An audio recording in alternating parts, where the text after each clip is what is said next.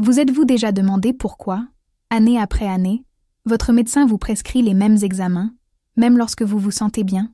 Cela semble inoffensif, un simple examen de routine.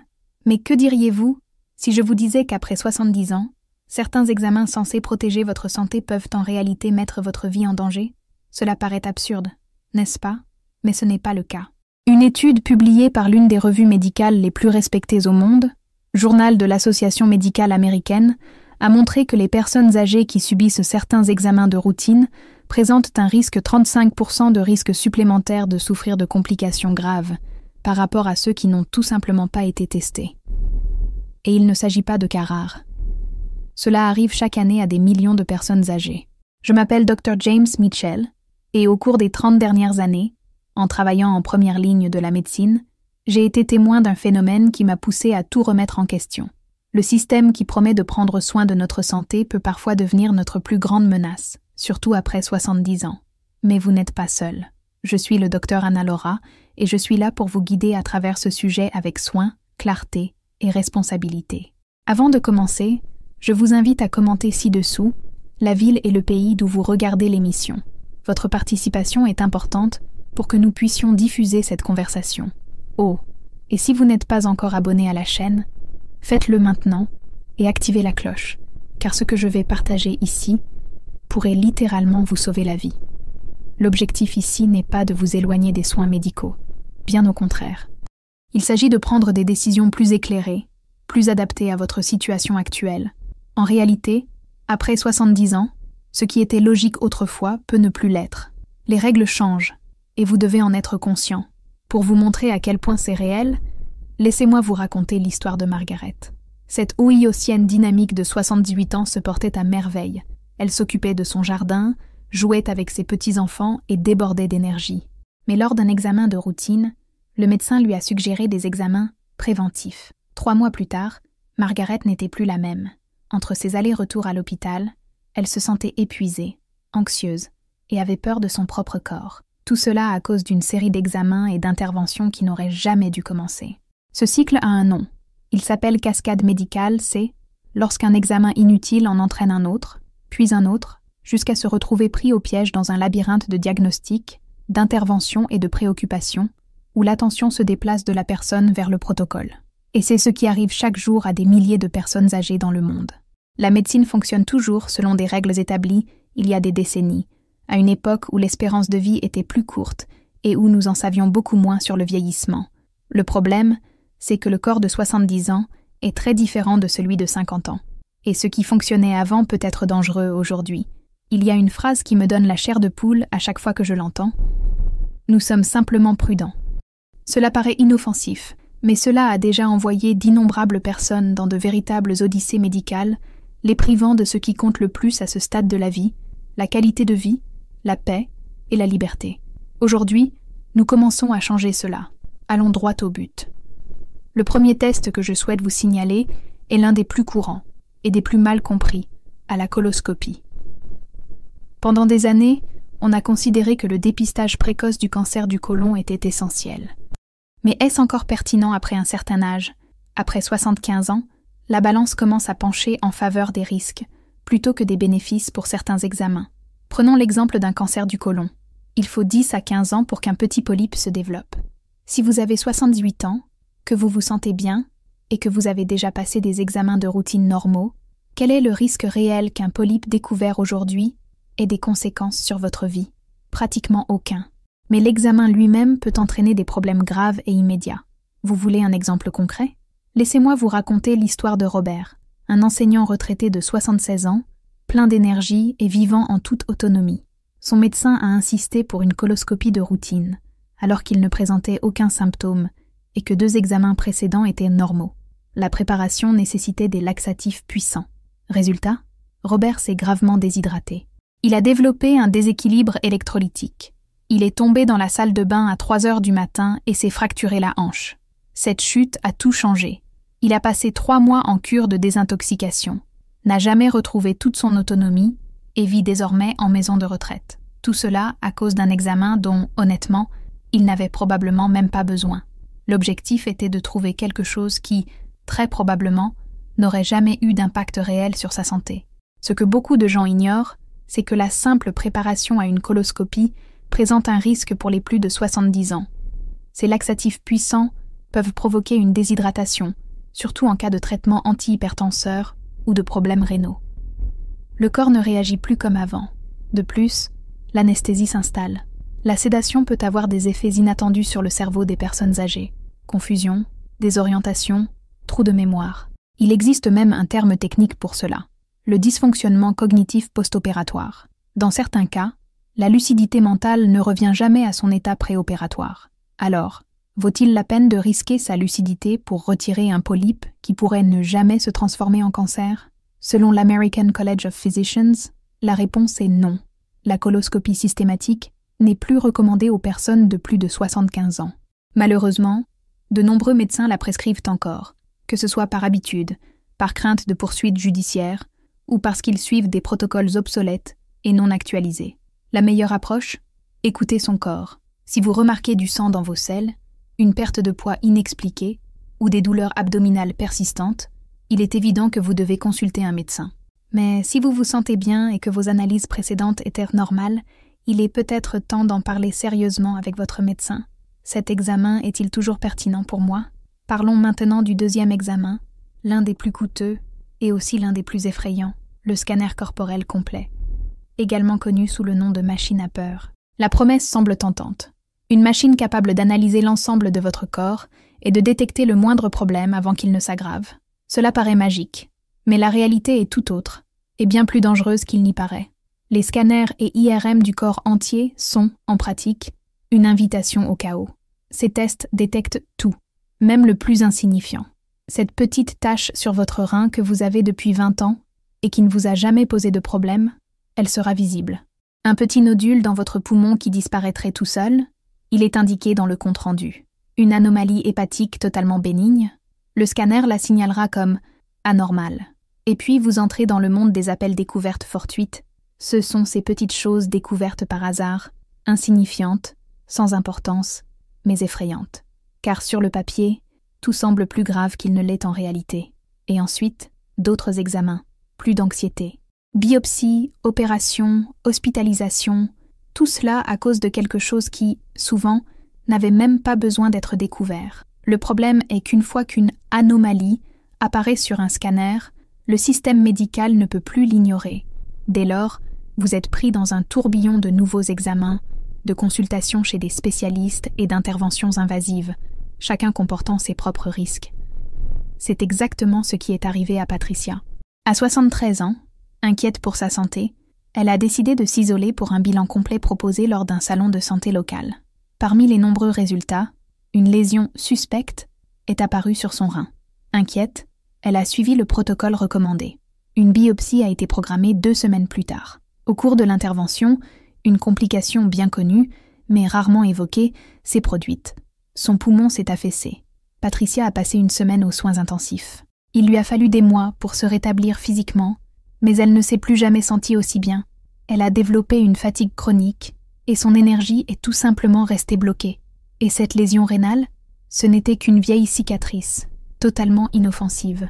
En d'autres termes, elle a échangé sa santé éclatante contre des informations qui, en fin de compte, ça ne voulait rien dire, c'est souvent le cas avec ces examens corporels complets. Ils n'apportent pas de réponse, mais ouvrent la porte à un monde de doutes, de peurs et de traitements inutiles. Un autre point critique, sur lequel presque personne ne commente, est l'exposition aux radiations. Un examen peut sembler inoffensif, mais l'accumulation de radiations au cours de plusieurs examens au cours d'une vie peut, ironiquement, augmenter le risque de cancer. Oui, c'est vrai. Vous faites des tests pour prévenir le cancer et vous risquez, sans le savoir, d'alimenter la possibilité de le développer. Mais le dommage le plus sous-estimé est peut-être le dommage psychologique.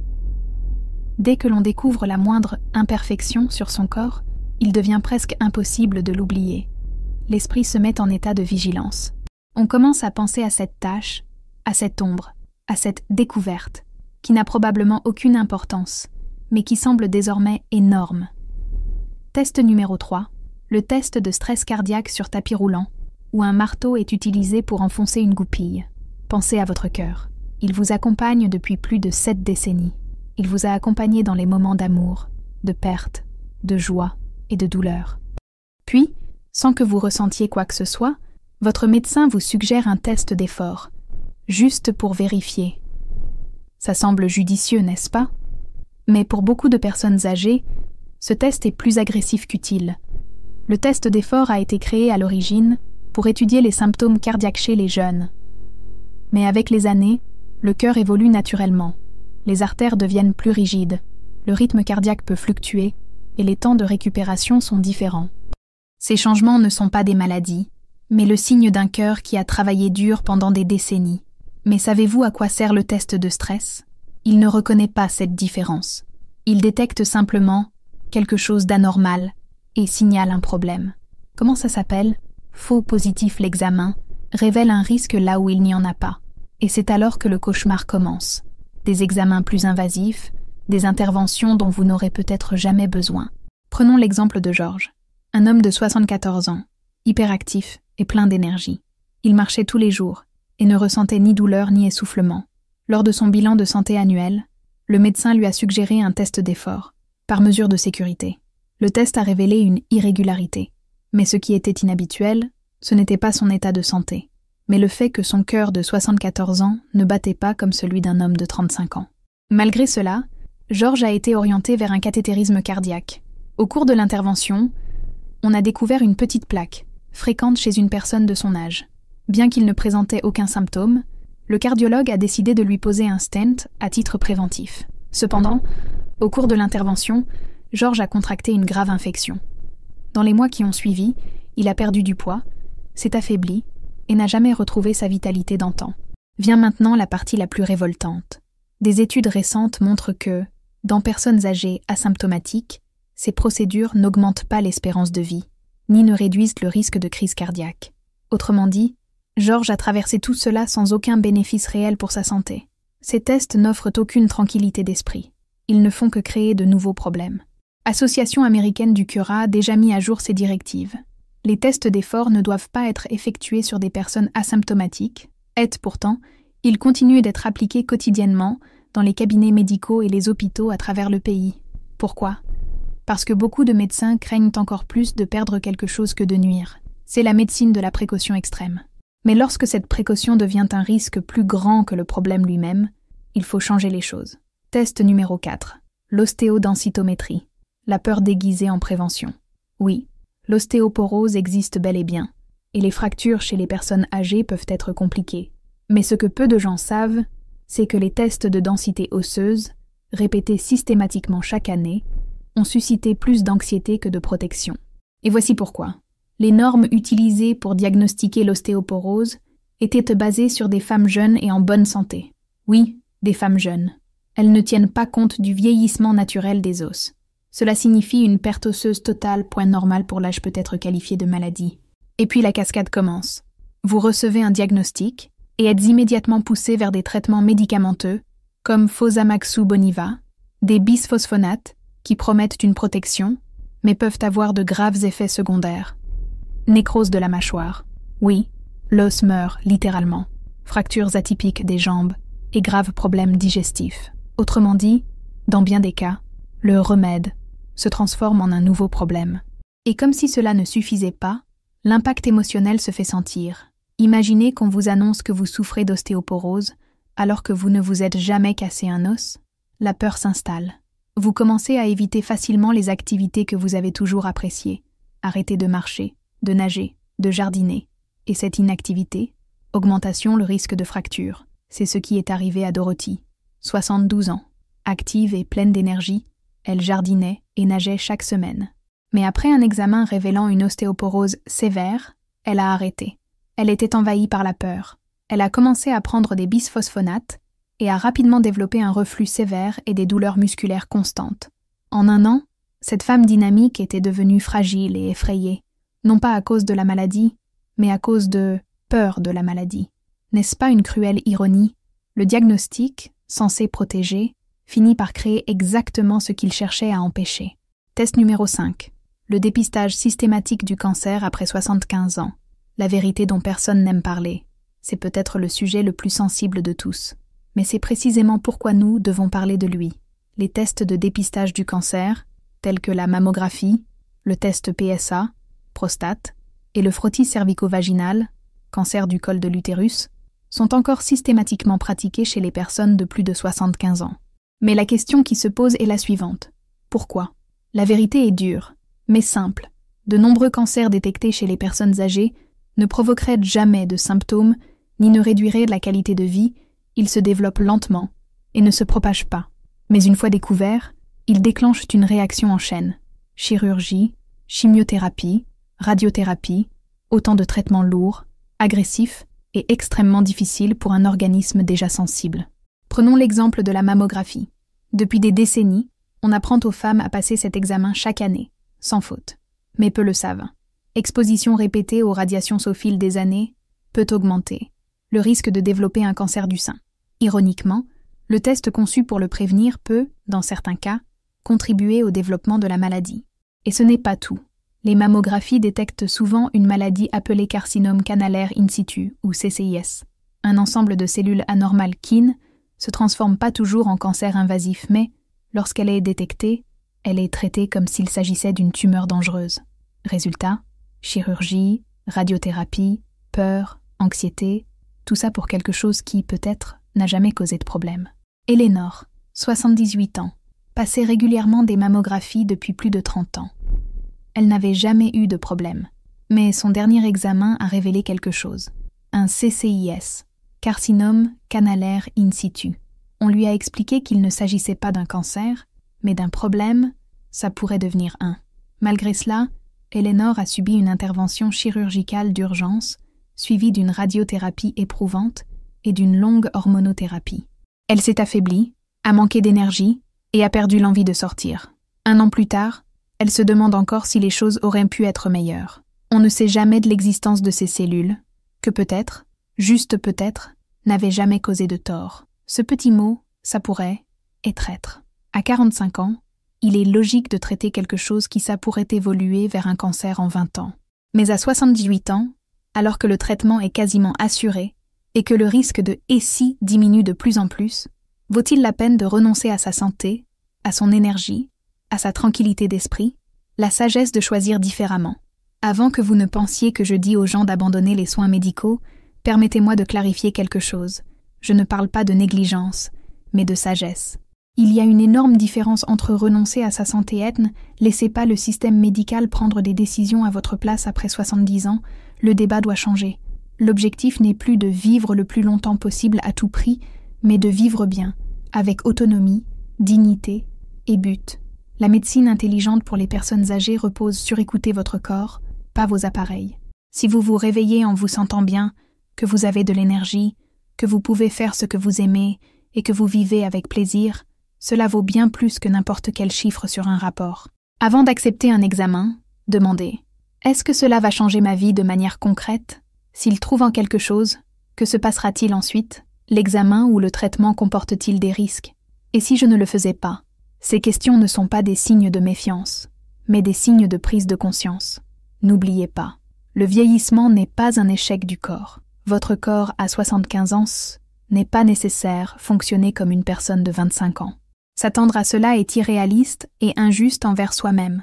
De nombreux changements qui surviennent au fil du temps ne sont pas des maladies, ce sont des adaptations naturelles à la vie. Et tous ne nécessitent pas de médicaments, d'intervention chirurgicale ou d'intervention. Au lieu de courir après des examens qui recherchent des problèmes théoriques, gardez un œil sur ce qui compte vraiment.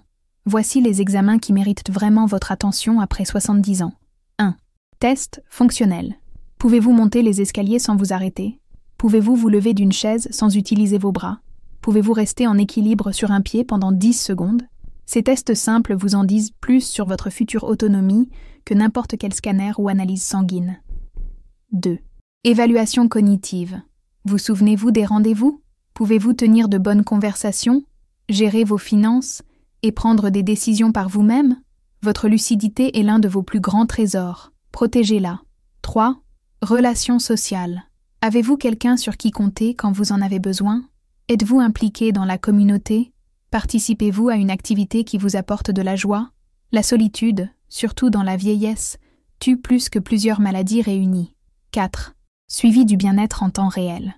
Ressentez-vous souvent de la douleur? Dors bien? Avez-vous l'énergie de faire les choses que vous aimez? Ces questions sont importantes, bien plus que votre taux de cholestérol révèlent à quoi ressemble votre vie, pas seulement votre corps. Le choix vous appartient. Atteindre 70, 75 ou 80 ans en bonne santé est un exploit. Mais la façon dont vous prendrez soin de vous à partir de ce moment déterminera la qualité des années à venir. Il est peut-être temps d'arrêter de lutter contre le temps et de commencer à vivre en paix avec lui. Faites des choix conscients. Remettez-vous en question. Respectez vos limites. Et surtout, valorisez ce qui vous définit. .se, sentir vivant. Si vous voulez vivre plus, donnez du sens à votre vie. Si vous voulez vivre moins, vivez en toute liberté. Vous méritez les deux. Examen des médicaments. Le remède devenu problématique. Avez-vous déjà réfléchi au nombre de médicaments que vous prenez aujourd'hui? Et, plus important encore, sont-ils toujours utiles? De nombreuses personnes de plus de 70 ans prennent des médicaments qui provoquent un étourdissement, confusion mentale, faiblesse ou même chute dangereuse.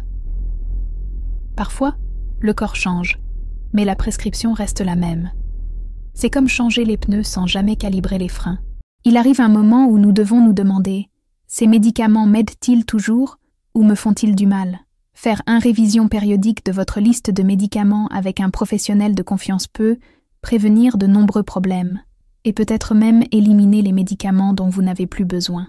Créez votre propre philosophie de santé. En vieillissant, il est essentiel de développer une philosophie personnelle pour guider nos décisions médicales. Une philosophie qui va au-delà des résultats des tests et qui reflète qui vous êtes et comment vous souhaitez vivre. Voici une structure suggérée. 1. La qualité plutôt que la quantité.